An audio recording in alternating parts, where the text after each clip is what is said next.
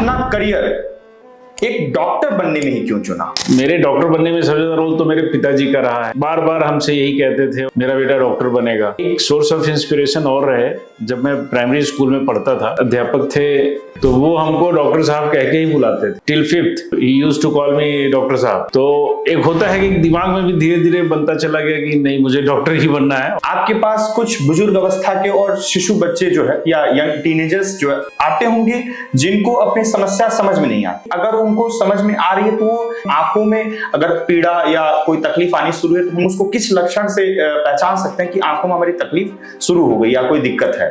तो अक्सर जो ओल्ड एज पेशेंट होते हैं उनमें कैटरेक्ट का शुरुआत हो जाता है, मोतियाबिंद जिसको हिंदी में बोलते हैं।